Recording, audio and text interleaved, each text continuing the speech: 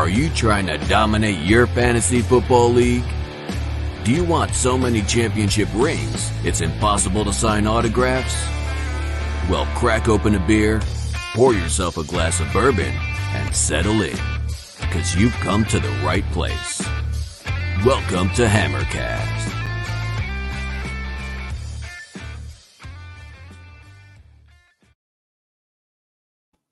All right, welcome to the Double D's podcast, which is part of the Hammercast Network. I am your host, Kevin Coleman, and on this episode of the podcast, we have a special guest and friend, David Mendelson here, who is the co-creator of the Triple Play Fantasy, or just the creator. We won't give Eric any credit of their football and baseball shows.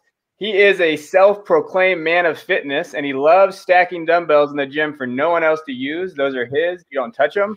You know, David is truly a man of many talents, and I appreciate you coming on. And why don't you tell your listeners where they can find you? And I know you've been doing a lot of work recently, especially with baseball. Anything that has come out recently? Man, Kev, you know how to fluff me up to get the show started. Nice talking to you, my friend. You can find me on Twitter at DMendio2. Do anything triple play there. We do obviously football, baseball, basketball content, athlete interviews, a lot of just entertainment in general. But we always put our stuff out there. We can check out our website, www.tripplayfantasy.com. Got plenty of articles along with all the great podcasts we do on there too, and great YouTube videos with stuff as well. So anything triple play is pretty much all I'm about.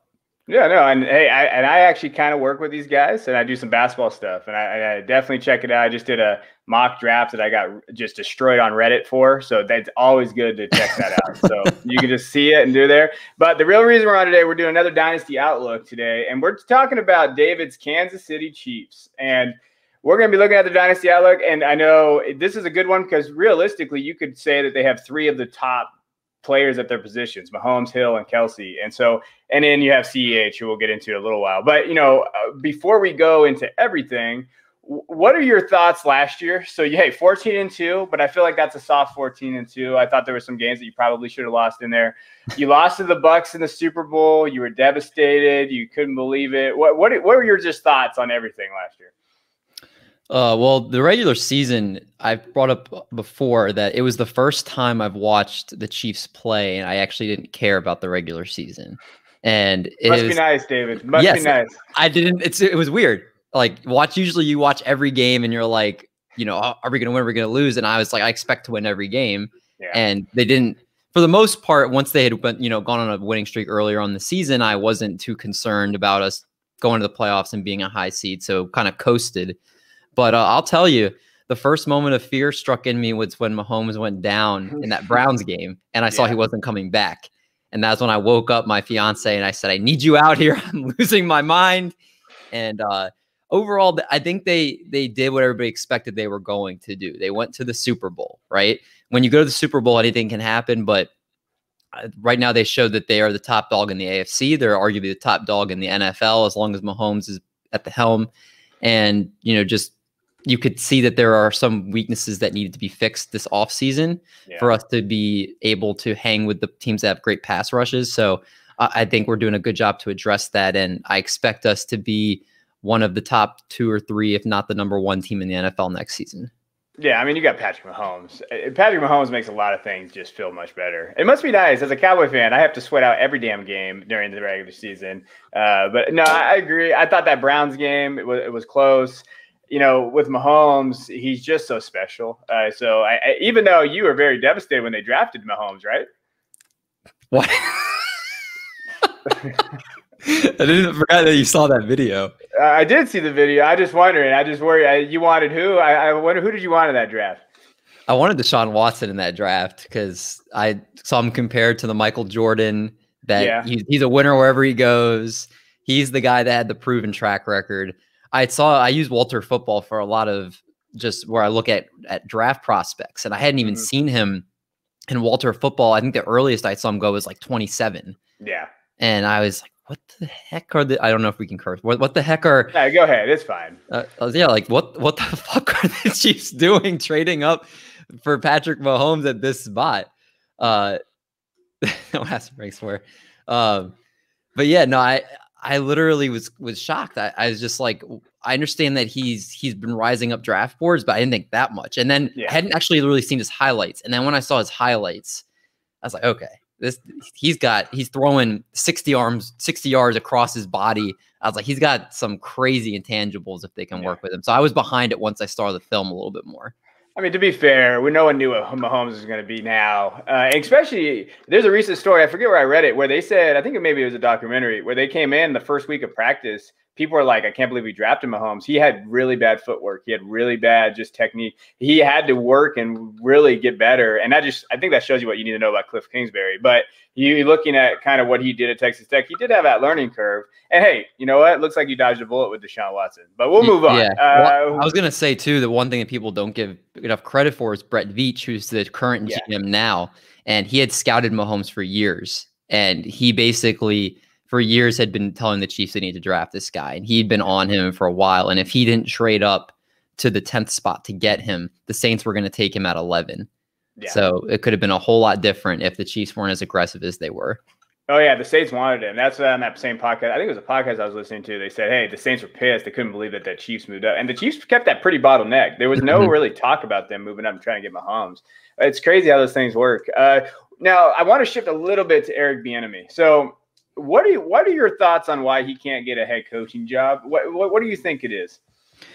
I mean, he interviews for a lot of jobs, right? Every offseason, he does get the interviews. And I know this might be a cold take, and I'm not trying to upset anybody here. But I want to make very clear that it is not just Eric Bieniemy, but it's all the coaches that are associated with Andy Reid. You have the Doug Petersons, the Matt Nagy's, who they got jobs, right? But Doug Peterson was fired. People are basically saying the success was Frank Wright, not him, for them winning that Super Bowl. Matt Nagy's pretty much has one foot out the door already in Chicago. Andy Reid is the one that does a lot of the play calling. He's the ultimate say over how the game goes on the offensive side of the ball. And if it's a game that's like a Super Bowl game or a really a high leverage type of game, he's going to be the one making the calls. If it's a game that's kind of a meaningless game, that's when he kind of gives up a little bit more to his coordinators and lets them kind of run the show to kind of help, boost their stock to get coaching gigs. But it's similar to the Bill Belichick coaching tree in the sense you see the guys when they get away from Bill Belichick, they try to emulate him and then they don't last for the most part, right? So that's why Eric Bieniemy, if Matt Nagy and Doug Peterson are getting jobs, he deserves to get one. But as far as the results you can expect, I don't see it going super well. Maybe teams are starting to catch on with that. Andy Reid does do a lot more play calling than people think he does. No, that's a fair point. And what you bring about the coaching tree. So he has John Harbaugh now, but he was a special teams coach, so not an offensive guy. Ron Rivera, linebackers coach. So when you're looking at the Sean McDermott, again, scouting coordinator, kind of quality control defensive side. The only offensive guy was Peterson. And even if he didn't win that Super Bowl, we could be talking about a whole different mindset. Like Philly special, everything kind of changed. So I get what you're saying. I just wish he would get a chance. Agreed. I think he deserves it over some of these other guys or the retreads that keep getting hired. And I mean, that's my number one pet peeve is the retreads. They do this a lot in basketball too, but in football, you get these guys and you're like, why are you hiding these guys? Why are you giving John Gruden $100 million to run an offense from 2001? Like, I just don't. It drives me crazy. Or Joe Judge getting a job with the Giants when he had literally, what was he, a wide receivers coach or something like that? Yeah, he was. But hey, he has good press conferences, David. All right, he's out there. Or Dan Campbell, right? Like that one. And Dan Campbell's done everything right, hiring who he's hired, brought in there, Deuce Staley, those guys. I think that he has a good staff, but that doesn't make sense to me. Like Eric Bieniemy should have gotten that job over Dan Campbell. Yes, I won't disagree with you at all. He 100% should have a coaching job. I'm trying to play devil's advocate. And the one thing I maybe that coaches are seeing in that they're like, hey, Andy's we see these games and Andy's calling them and he's kind of just the face of offensive coordinator. He does do some play calling. But again, if these guys are getting jobs, there is no reason that Bieniemy should not have one by now. Yeah, and on a podcast with you guys, if you want to check it out on Triple Play, they interviewed Hugh Jackson. I was on that podcast. He talked about, hey, there's a systematic problem in the hiring process, and I think that's fair. And Hugh really brought it up. He said, hey, look at the percentage of black players compared to the percentage of black coaches, and don't give me that the best guy for the job thing. There's got to be a better way we can do this, and I think Eric Bieniemy deserves that shot over some of these other guys that are out there. Bill O'Brien was a head coach, guys. Look what he did to that Texans team.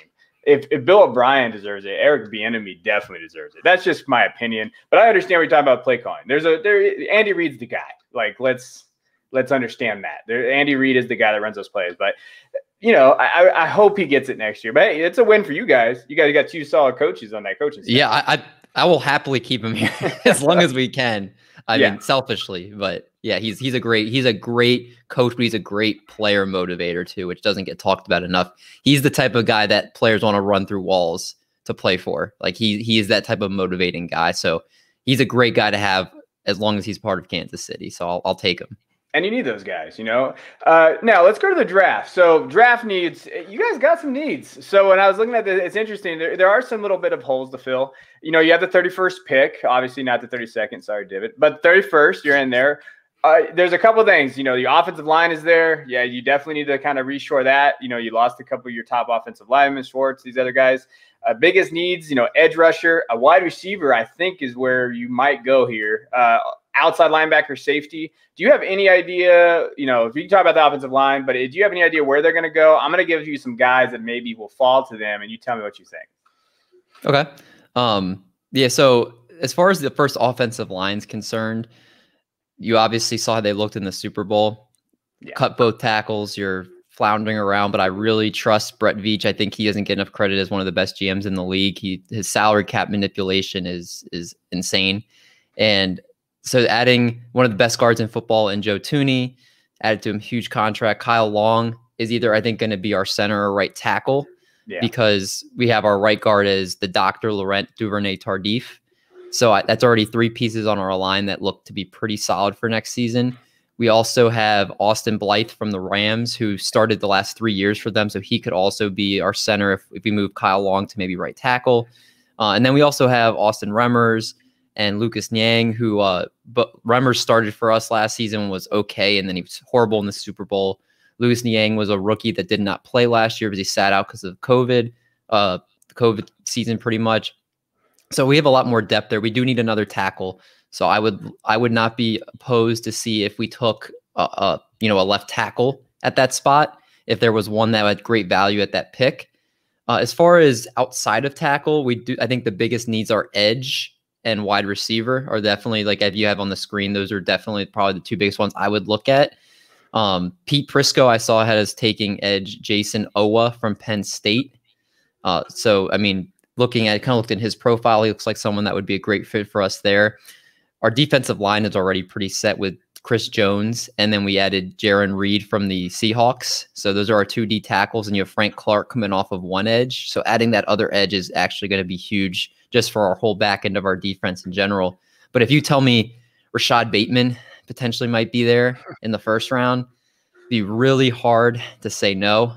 Yeah. But then I know I did read that they're looking at Anthony Schwartz of Auburn in the second potentially, who had the fastest 40. I think it was like a 4.28 or something like that. Yeah, he's a burner. So I want a receiver in the first 2 rounds for sure. But I would, as long as it's a receiver, an edge, or a tackle, I'd be okay with either of those picks. Yeah, I think you're going to go that way. The offensive line is weird.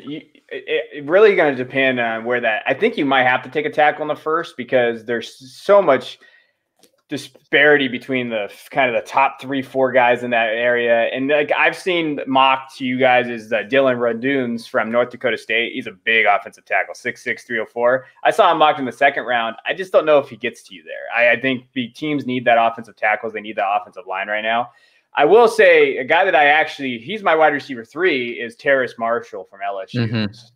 I saw Terrace Marshall get mocked to you guys, and I actually really like that pick because I think that would be a very good kind of receiving target for Mahomes. He could fill in. I think he's instantly your wide receiver too. What do you we're going to talk about wide receivers in a little bit, but how come you guys whiffed on all these free agents for wide receivers? Do you feel like, because I feel like you guys would be a good, perfect landing spot for them. Juju, I guess, told you no because he doesn't want to dance on your field. These other guys have kind of said, no, we're not going to go there. What do you think the reason why that is? Because if I was going to play for Mahomes, I'd go there. I think they see the writing on the wall and they see it's Tyreek Hill and Travis Kelce are getting easily the 1-2. And so at best, you're going to be the number 3 pass catcher in that offense. And I saw this argument with the Ravens and why teams didn't go to Baltimore. And this is a league where if you want contracts, you need to show them stats, right? They're not going to see that, hey, this is their blocking numbers for the running game, or these are the amount of times they created separation on their routes. They're looking, hey, you had this many catches for this many yards and you had this many touchdowns. And if you're the number 3 wide receiver, or like in the Ravens case, you're blocking for 3/4 of the plays, then you don't have a chance to accumulate numbers. And that's why I think the Chiefs haven't been able to land any wide receivers they've tried to get, because they know there's no way I'm anything at best better than the number 3. That's fair. I mean, Kelsey is the wide receiver 2 in that offense, and the targets he gets is just we'll talk about him a little later. I get that. I think they're going to add. Schwartz would be, oh my God, Elijah Moore. If maybe Diami Brown, if he fell to the 3rd round, like those type of guys are kind of fits that system. But what is your opinion of Bateman? You like Bateman? I do. Yeah, I think Bateman's the type of guy that I feel like would fit really well here. I don't know. I think the Chiefs need to go young there. I think they need somebody. I mean, the thing I really like about Rashad Bateman is I think he's one of those guys that can make a lot of athletic catches. He's one of those that can go up and get those 50-50 balls. I don't know. I think we have a burner already in Tyreek Hill. We have a guy that sits in the zone, and Travis Kelce. Mahomes at the goal line, he needs to chalk it up to somebody. We don't have that player. That was kind of Demetrius Harris in the past, our 2nd string tight end from years ago. So I think he could be that guy that could help us in that area. Hey, don't forget, Rashad Bateman lost 2 inches all of a sudden, and he lost a bunch of weight. So we don't know necessarily what his measurements are. These pro days just screwing everybody's analytic guys up. This is why I'm a film guy, because I don't even care. These analytics don't even bother me. But when you're looking at these guys, I could see that. Don't sleep on Amon-Ra St. Brown either. I think he's a great slot guy. I think he would fit a role for you guys. He's not the burner that we need, but he's a solid red zone threat kind of guy there. I don't know where he's going to go. I thought he had a pretty good pro day. He ran pretty good. He could be that guy depending on where you go. You guys have a weird draft where you're at. I think you're just outside those top guys of that 2nd pick. You might have to reach for that 1st pick depending on your needs. But you've shored up that offensive line. You guys have done well. And I think Kyle Long's a great pickup because he was a stud. He just needed a break. And now he's coming back on that team. So, no, the future looks bright for you damn Kansas City fans. All right, let's go to the Dynasty outlook from a fantasy perspective. We're going to go through buys and sells of guys, and we're going to talk about each position. So, this is an easy one, Patrick Mahomes.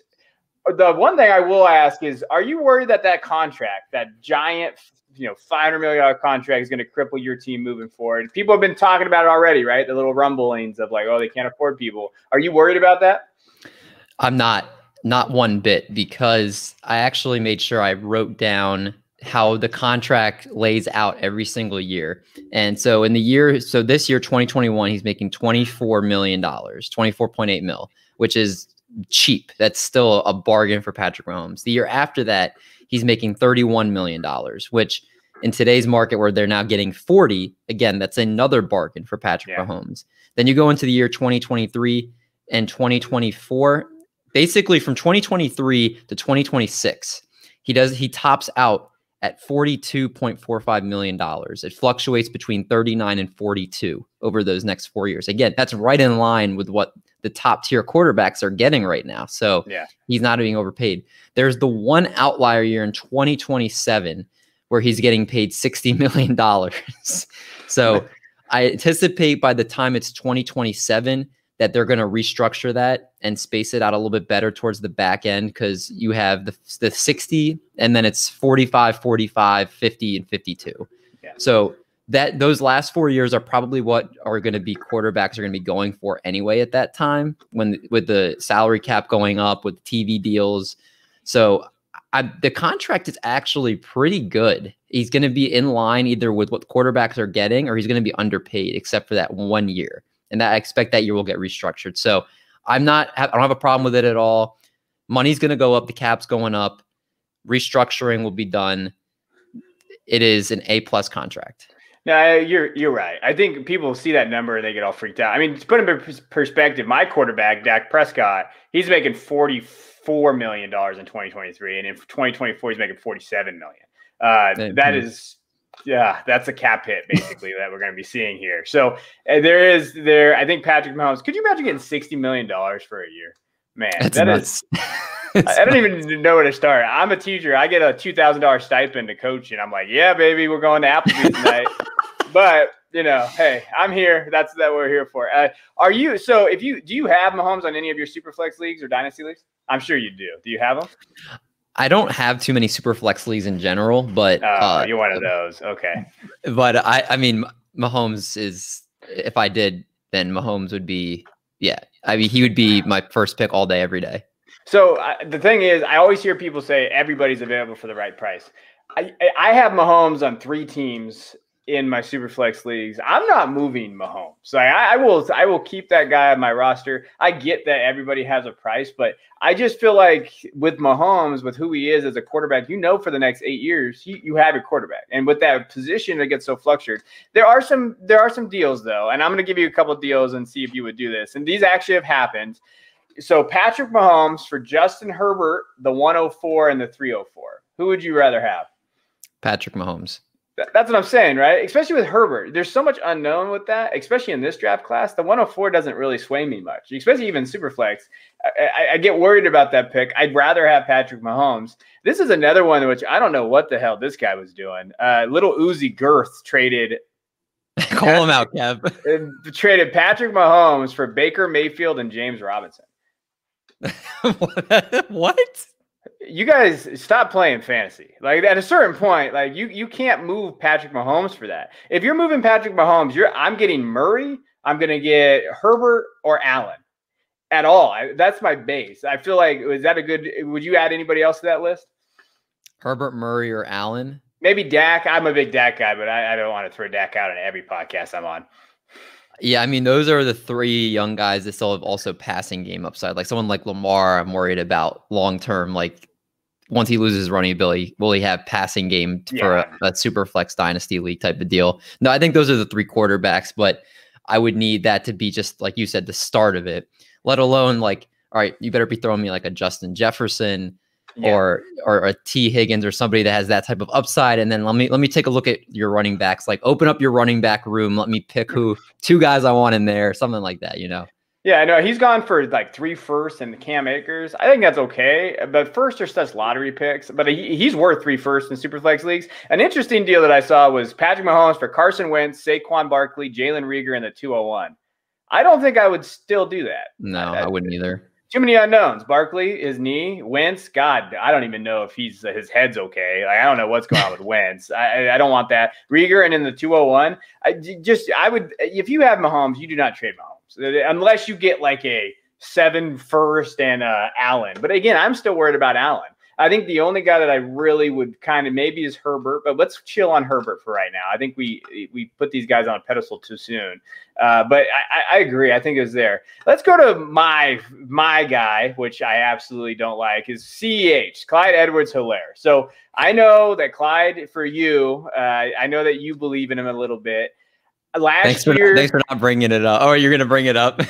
Well, no. Last year, I put out there on social media, on Twitter, I said, when Damian Williams opted out, I said, hey, this would be a good chance to sell CEH because that's how high priced he is. I had all these guys, and I still remember you, Wolf of Wall Street, Roto guy, whoever you are. You put on there that I'm an idiot. That's not how you dynasty. He's going to be a top 5 dynasty asset for the next 3 years. Yeah. Who was right on this one? Me with like 200 followers. But I'm not petty. I'm not petty, so I'm not going to call that out. But do you believe that CEH can be running back 1 in fantasy? Do you think he could be a top 12 back still? Yes, I do. And this is coming from the guy that said he was going to be a top 5 PPR back last year. And I had him firmly in the top 7 before Damian Williams opted out. So I definitely ate some crow on that. And I definitely did a victory lap after the first game.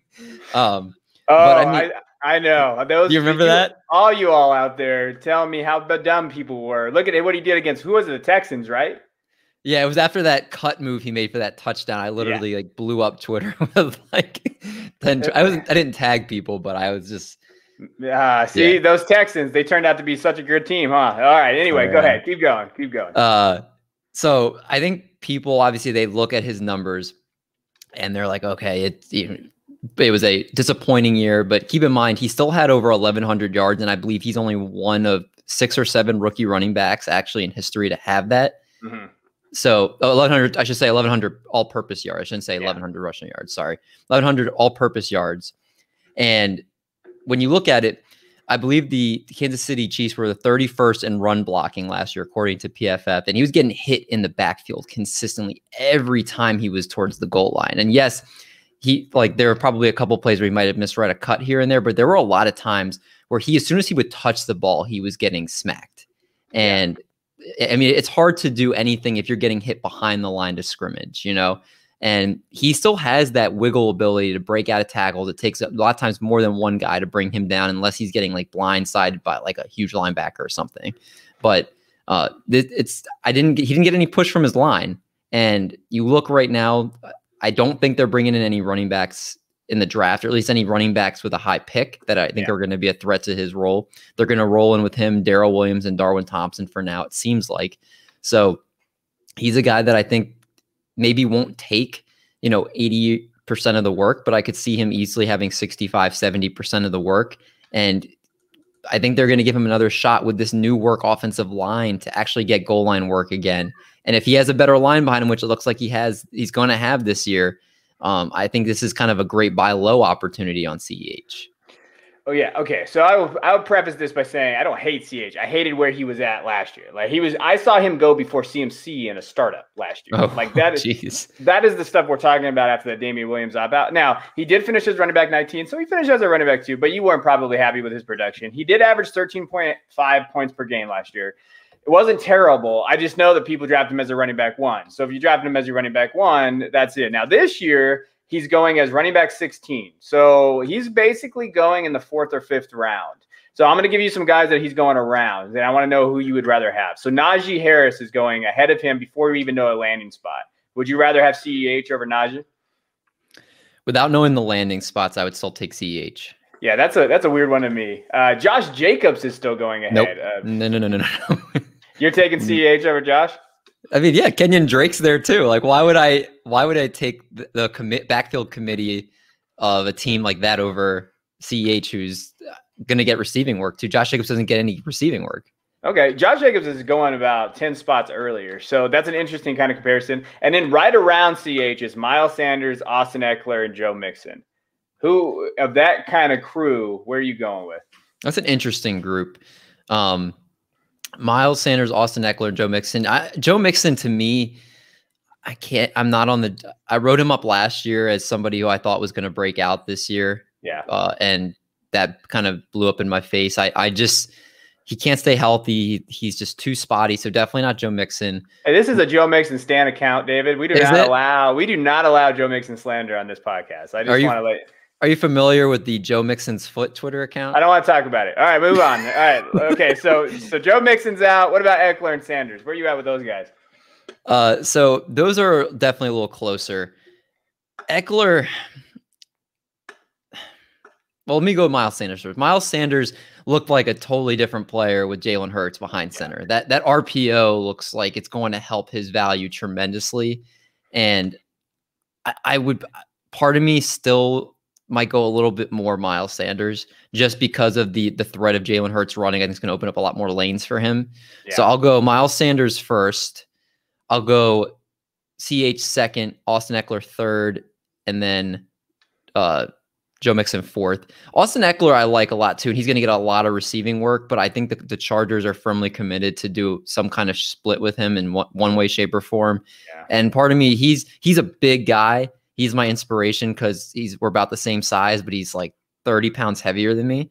But I'm wondering in a full season, can he take a full load of carries and not get hurt? So that's the only reason why I put him at 3. Oh, that's fair. And I was wondering when you're going to throw your fitness in my face. All right, so we have that. So James Robinson's going as running back 20. You got CH at running back 16. Do you still prefer CH over James Robinson in Dynasty? Because I do. But I want to see where you kind of are at.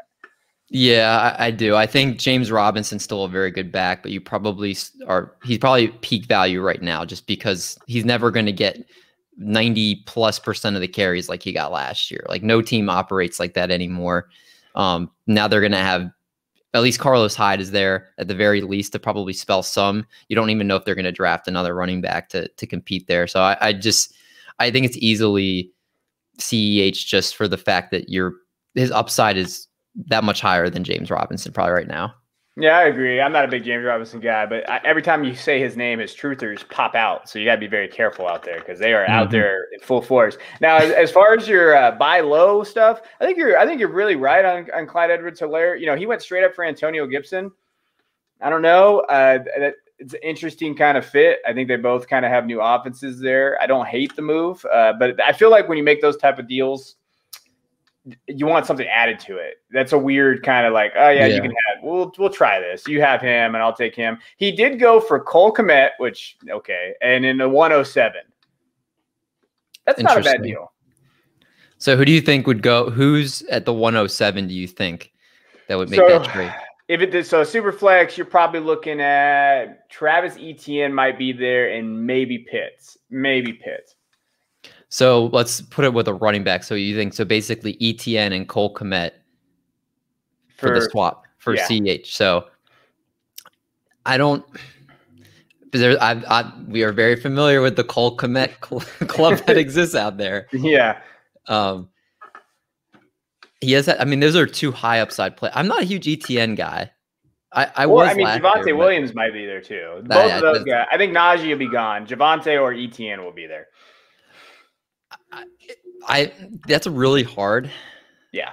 I think the only way I do that trade, I look at it in two ways. If I need to win now, I'm going CEH. I'm going the proven commodity. If I'm building for the future, then I'm going the Javonte Williams and Cole Kmet route because their upsides have Cole Kmet's supposed to take that year 2 jump. I'm a huge Javonte Williams guy, so I would do it in that case. Look at that! I heard it. He was so excited when I said Javonte Williams. Yeah, I think it really depends. I probably would do that. I like the 107 more, but this is prior to landing spots. So that price is gonna change. So if you're gonna make this risk, I take it now. And then, landing spots in the drafts, that will screw everybody's ideas up. So that we all like in the fantasy world, I love when guys say, oh, well, they're going to go there. It's so funny because that never happens. Like we always get screwed on draft day. Like, wait, why did they get to there? And so you got to be very careful there. Let's go to wide receivers. So we did mention, we talked about kind of where they're going to probably go in the draft. You got Tyreek. Where does Tyreek rank in your dynasty wide receivers? Where do you have him? I've heard mixed things of people having him like even as high as 1. Yeah. I have him 4 for me. Okay. I have him behind Devontae Adams, AJ Brown, and DK Metcalf. And the only reason for that, and I mean, if you said he's number 1, I completely am not going to argue about it. But when I look at him, he's someone that bases his game so much off of his speed, right?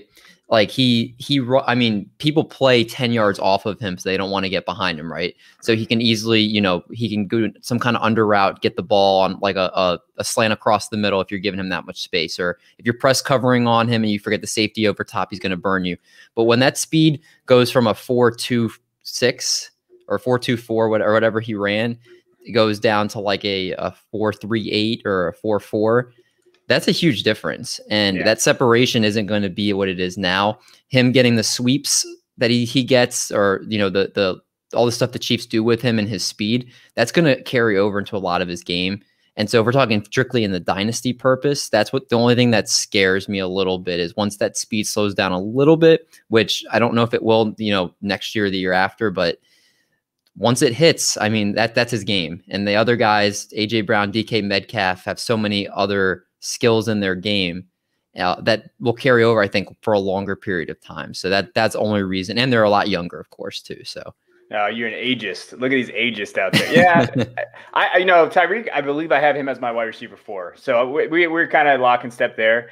I will say I'm actually looking to sell Tyreek. So I'm on your mindset. I have Tyreek in a lot of my leagues. I think I have like in 4 leagues. I'm in way too many leagues though, but I have him in about 4 of my leagues. He's going for, Justin Jefferson and a pick. It's like a second or third. That might not be a bad option. Or a nice one I saw that actually went down in one of my leagues, and I'm upset that I didn't have him. Brandon Ayuk, Claypool, and a first. That's interesting. Those are both 2 trades I think I would do for sure. And so I think Tyreek, for everybody listening out there, if you have him, now if you're competing, you might want to hold on to him because he's clearly, like last year, he finished as wide receiver 2 in PPR formats. He averaged 21 points per game, and he had those blowout games. He's always capable of that. If they would have challenged that touchdown that he had against, who did they play? Was it the Bucks that they played? Who was that game? I think it was the Broncos. Right, yeah, one of those games I would have made the playoffs one of my leagues, but I'm not petty about that. But 21.9 points, I think he's there. I think that he could be a sell high right now and try to get rid of him if you're rebuilding. Another guy to target maybe is DJ Moore and a draft pick. I'm a big DJ Moore guy, and he'd be a good fit. And I feel like if they upgrade that wide receiver or that quarterback position right now, he'd be a good guy to go after for Tyreek. After that, McCole Hardman at all? Are you on the Hardman train? I actually like Demarcus Robinson. He's actually not a bad play. Why? But okay, listen here, David. All right, I had a lot of injuries last year. I did plug in Demarcus Robinson every once in a while. If you want to put this in perspective, I had one team that was so badly banged up that I had to start Demarcus Robinson, McCole Hardman, and Tyreek Hill in a game, on my same team, and I won. So there's some areas they have some big playabilities. Does your league count drops? No. So you don't need to bring that up. But what are your opinions of these guys? Who would you rather have, Hardman or Robinson, if you had to pick? Hardman, if I had to pick between the two. Really? Yeah, I'm not a Demarcus. Byron Pringle is coming. He's coming. Okay. You hear it here first on the Hammercast network here. He's coming, and I know his name is funny. Everybody just always thinks of him as once you pop it, you can't stop it, whatever. But I follow him on Instagram. He is working like crazy this offseason. He makes some extremely tough catches. He has Mahomes' trust, which is a big deal because someone that you just mentioned in McCole Hardman does not have that same trust. And Demarcus Robinson drops a ton of balls in clutch situations. Doesn't take long if Mahomes has that affinity for you, wants you on the field. Just keep an eye on Byron Pringle. But this isn't the Byron Pringle part we're talking about. So I'll bring up the other guys here. So McCole Hardman was only drafted to the Chiefs because we thought we were losing Tyreek Hill during the whole thing that happened a couple of years ago. And they needed a speed guy in his place to be able to run the jet sweeps and help the offense run how we've been running it. But he does not run routes the way that they should be. And it's been very highly publicized that Mahomes called him out basically during the Super Bowl without using his name, basically saying guys aren't finishing their routes or running where they're supposed to be at where I'm throwing the ball. And that was strictly on McCole Hardman. It wasn't even asked to talk about anybody else. So that is something that really concerns me. He's basically a guy that is a one-trick pony right now. He's a guy that can just run down the field, but his route running needs a lot of work. And Demarcus Robinson had that one, I think, huge blow-up game 2 years ago. But if you're watching him game after game, he misses the easy balls. He doesn't get separation. He's just a guy. He's a great guy to have as like your 4th or 5th wide receiver for depth, but he's not a guy that you can count on as, hey, this guy is going to be a great flex option for my team going forward. I mean, that's fair. I think, McCole Hardman finished as wide receiver 57 last year. Robinson finished as 76. I don't think any of these guys are I don't want to say they're not draftable. I will say, while watching the Chiefs play, because I have a vested interest in my Demarcus Robinson shares, if Hardman wasn't on the field, I felt like Robinson got targeted a lot more, and I think he's pretty good at separating. Now, his hands are always a question mark, which is kind of important for a receiver, don't get me wrong. But I think that he can separate himself a little bit. But I do think they bring in somebody. So I think that they're going to draft somebody. And so who do you see getting on that field? So let's say they have Hill, and then they bring in their rookie. Who would you think fits that slot, Hardman or Robinson? Because they're essentially the same guy. Yeah, so what's interesting or Pringle, my bad. I know you're a Pringle guy. So who do you think fits in those three? Well, so it's interesting that when we had Sammy Watkins, Demarcus Robinson whenever Watkins gets hurt, Demarcus Robinson goes to that side of the field. And whenever Tyreek Hill gets hurt, McCole Hardman steps in the Tyreek Hill role. So it always, for those guys to get the work, it was always which guy is out of the lineup. That's the guy that's going to get that production from that side of the field. So Demarcus Robinson definitely has an early edge in the sense that now the Watkins gone, before anybody else has been brought in as of this moment, that he's going to be on the other side, on the outside, right? Yeah. McCole Hardman's going to be probably more of a gadget guy in the slot, all that type of good stuff. Now, if they bring somebody in, that can all change. You brought up Terrence Marshall Jr., who ran the Great 40. I think he's probably shooting up some draft boards right now. He seems like he has good size, length, build, deep speed, mismatch ability, great vertical threat. So he'd be somebody I'd love to see on the team as well. Somebody that I know that they won't take is Kadrius Toney from Florida, who basically looks like another Mecole Hardman. Yeah. But again, Rashad Bateman, I think, would fit in really well with his tough catching ability. Rondell Moore, who I know is another small guy, but seems like he'd be such a weapon for this offense. Another small guy. He's my size, David. I don't know if you want him out here right now. Another small guy. He's 5'7", pushing 5'6". That's pretty. I mean, I think he'd fit in the offense, but I get it. Toney. Okay, can we have a talk about Toney? Don't draft Toney in your leagues.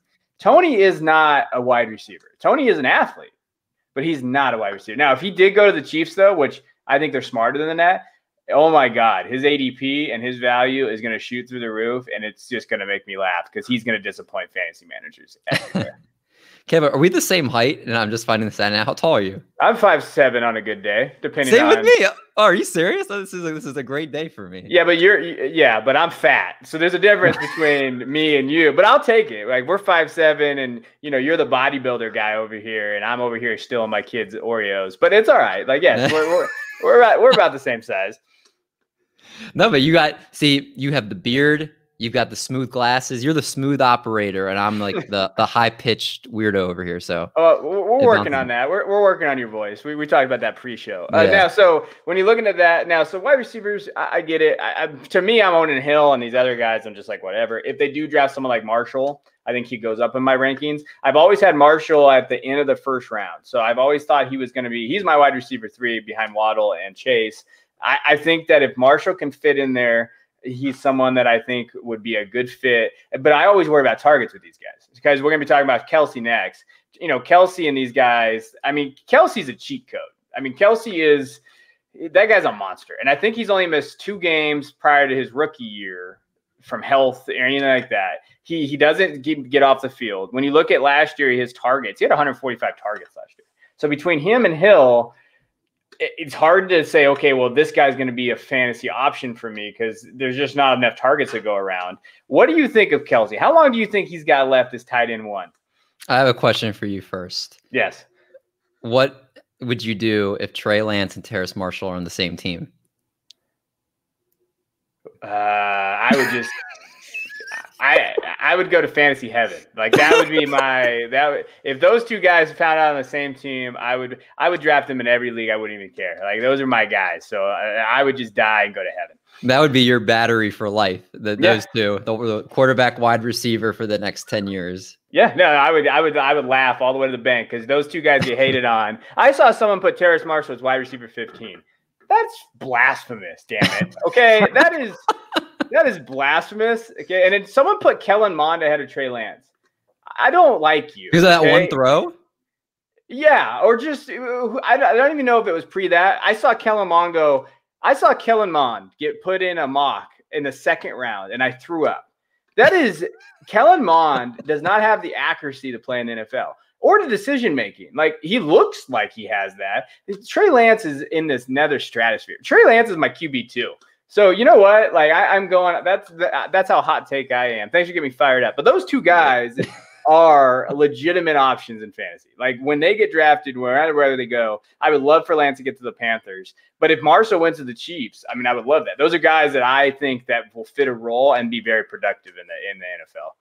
I'm sorry for sidetracking your show. No, it's fine. I had to ask you. I just get fired up when I see these dumbass mocks. I'm so tired of the mocks. I cannot wait till we just have a draft because I am done with these hot takes. All right, Travis Kelce, tight end 1. Do you think he can continue this? I mean, when you're looking at what Kelce did last year, he was tight end 1 by a margin. Like, he finished 312 points in PPR formats. The next closest guy was Waller at 251. He averaged almost basically 5 more points per game for tight ends. Do you see him doing this for the next 2-3 years? Where do you have him in your rankings?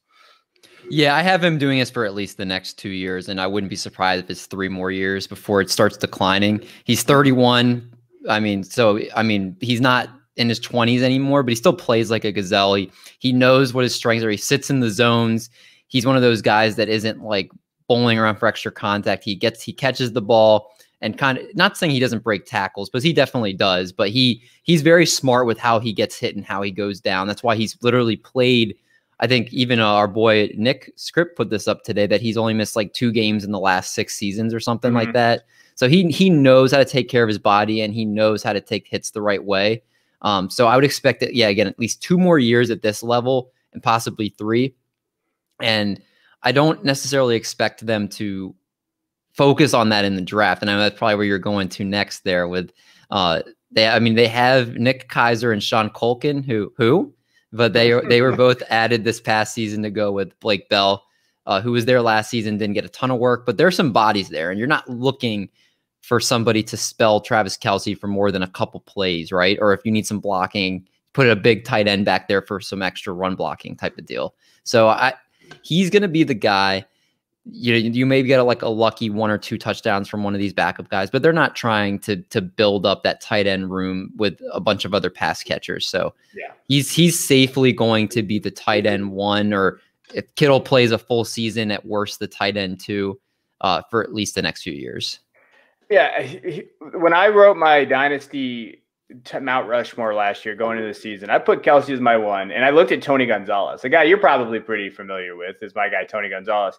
Tony Gonzalez had a productive year until he was 37. So when I went through his numbers, he put up 15.9 points per game as a 37-year-old tight end. And so when you're looking at what Kelce has done, I could realistically see him being, especially in this tight end landscape, which is just not very good. I mean, prior to this year, he had over 500 targets, plus the 140 that he had this year. So you're looking at a guy that gets targeted, he scores touchdowns, and that's the key for him.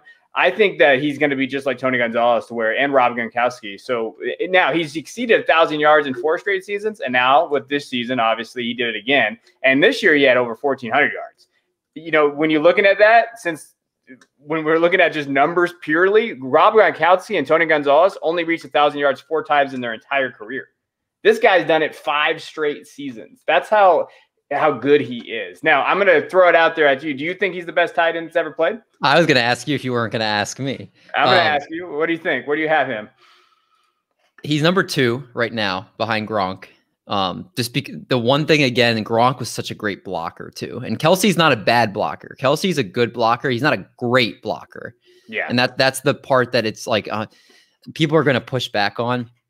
But if you're saying for another 3 years, he's getting 1,000+ yards, I think it's going to be really hard to say that Gronk's better than him. No, I would put Kelce. I would put him 1A, 1B really right now. But we're still talking about their season, where they're at, and Gronk is still there, but he's not the same player he was. Right.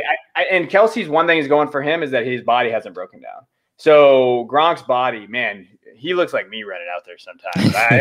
I see him and I'm just like, oh man, that's tough. There is a toughness there that I think that he has. I like it. Right now, Kelce's going as tight end 2. So Kittle's being drafted over him in Dynasty. Mm-hmm. I understand that.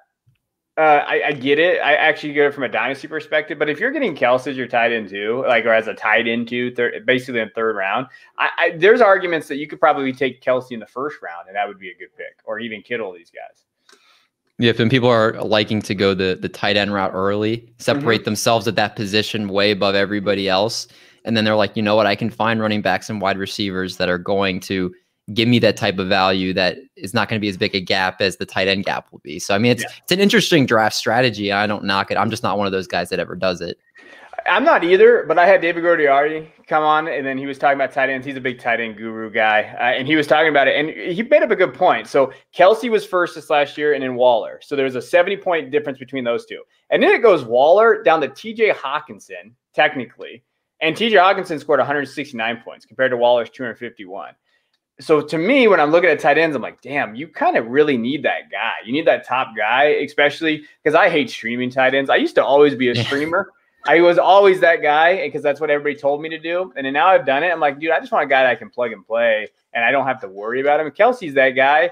As far as them adding depth, I don't know if they'll draft somebody. Maybe they get like a Noah Gray from Duke. I don't know if you know anything about him. I really like him. Kenny Yarborough from Ole Miss. Like maybe they bring someone in, but they have so many kind of needs. I think they're pretty content with Kelsey there.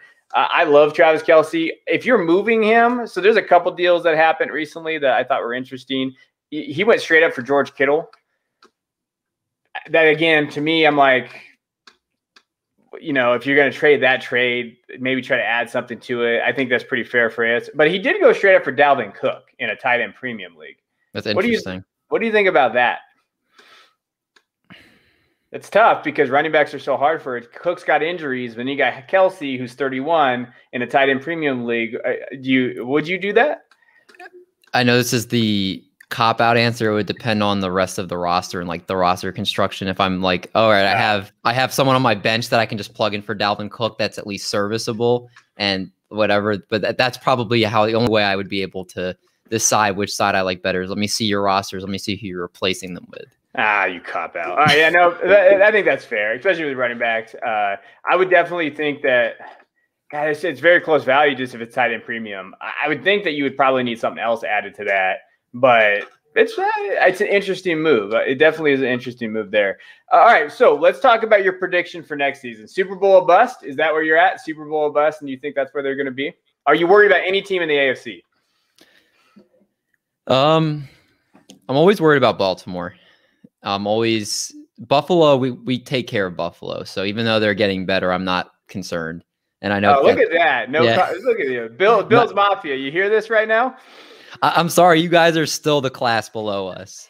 Oh man, shots fired. Yeah, I'm very humble. I'm not a cocky guy when it comes to the Chiefs. I'm always very keep it close to the chest. But there are some teams that always give us problems, and there's teams we take care of. Yeah. And teams that always gave us problems were like the Steelers, the Colts, the teams like that just have very just mature parts to their team. And the Bills are so young. So I would say as it stands right now, the Ravens probably, and I'm trying to think in my head right now. Cleveland is definitely on the rise as well, but I'm not worried about Cleveland either at this moment. I would say right now it's probably Baltimore is my biggest concern, unless I'm forgetting a team for some reason. But no, that's probably it. I mean, Steelers, I'm not really concerned with them. Ben Roethlisberger can't throw more than 10 yards. Miami's building an interesting roster. They are. I think it kind of depends what you think of what Tua can be, right? So I think right now I agree with you about the Ravens. I think the Ravens are very good. I think they've kind of not played very well in the postseason. They've had some issues there. I think if they give Dobbins the damn ball more, we'd have a better area. I think they'll improve their receiving core. So I agree. I think it's the Ravens, Chiefs, Buffalo, those three kind of areas there. So I agree, but I think, it's Super Bowl or bust for this team. That's where they're at. And those are the guys there. Now, I do always ask this. I want to know your favorite Chief that you've ever watched. And this could be back in the day. Now I'll give mine after you guys and you're done. And you can have 1A, 1B, or alternates. I've had people do that because they couldn't just pick one. But who is your favorite Chief ever? I mean, it's easy to say Patrick Mahomes because he led the Chiefs to their first Super Bowl title in 50 years. Yeah. And obviously the first one since I've been a fan of them. But that's a cop-out answer. I'm going to pick a different one. So Jamal Charles was by far my favorite Kansas City Chiefs since I've been following the team. And I started becoming a fan when it was the Priest Holmes to kind of transitioning to the Larry Johnson era. And I've always just been a running back enthusiast, draft prospects. The number one draft prospects I always look at are running backs. When I watch highlights, I always want to watch highlights of running backs. I love watching whether they're power runners, they're jukers, whether they have the elusiveness they have, the speed aspect that they have. They're just, to me, the most fascinating position. And they get recycled so much. You see so many incoming players come in and can be relevant. And when I saw the Larry Johnson transit, I loved Larry Johnson. And then when I first saw Jamal Charles on the field, and remembering going back to that game against the Broncos where he had 240 yards rushing or something ridiculous like that. Yeah. And I was like, oh my God, this dude's from Texas. He's got speed. He's the real deal. And I mean, you look at his career, he's the leader in yards per carry outside of quarterbacks. He's number 4 all time. The 3 guys above him were all quarterbacks. 5.4 yards per carry for his career. And I believe that was at 5.5 before his last year in Jacksonville, where he was pretty much like done. So, I mean, he was just electric. He was scary. I can't even imagine what he would have done with Patrick Mahomes. Like, can you even imagine the numbers he would have put up with him? Like, it's just mind boggling. Yeah, no, he was a lot of fun to watch. Jamal was one of those guys. I think people forget about him a little bit, right? Like, we don't hear a lot of Jamal Charles like stan. So I'm glad you brought him up. I think that he fit in that offense pretty well. My guy was Priest Holmes. Mm-hmm. I grew up kind of watching him almost right before high school. I liked him. And then Dante Hall, throw up the X, kick returner guy. Like, you guys have had great Tony Gonzalez, all these guys. But Jamal Charles is a good call. I think that he deserves a little bit more credit than what he gets. So, I appreciate you coming on, David. I really do. I want to get, everybody out there, you got to follow him and follow the Triple Play Fantasy guys. They have everything. They got great YouTube channel. They got basketball. They got baseball. They got football. They have great guests. I mean, shoot. We have a Kevin Coleman too. Yeah, I'm there. I'm just there. I do some stuff, but they really shine, especially with getting interviews and really athlete interviews, coaching interviews. A lot of different groups. They just interviewed Otis Anderson last night. They have Hugh on. They've had massive guests, the guys that I can only explain to you guys how many guests they have. So be sure to check them out. Why don't you tell us, just right at the end here, what maybe, I don't know if you can tell us some guests that are coming on, but what are some good things coming down the pipe that you're excited about? A lot of great things. Obviously, the website's been launched for about a month now. We're really starting to crank out some articles. Like Kev mentioned early on, he had a great NBA draft piece that you guys got to check out, especially as the draft season will be coming very soon as the tournament's wrapping up. So you can get a good look at these prospects. I just dropped a Dylan Cease article for baseball. I did a David Montgomery article, kind of his value going into next year for football. We have a lot of great writers on staff. As far as interviews coming, in talks with Rafer Alston, Skip to My Lou, potentially going to be on the show. A couple other guys that in the preliminary stages that I don't want to jinx yet, but there's a lot of great guys. And Kev is a big part of what we're doing there. And he's kind of one of the heartbeat of everything going on. So I'm not going to let that go unnoticed there. He's a big part of what we do. We wouldn't be where we're at without him. But we have a lot of fun there. So if you haven't got a chance to listen to our pods or check out our content, please do and let us know what you think, because we're always trying to get better.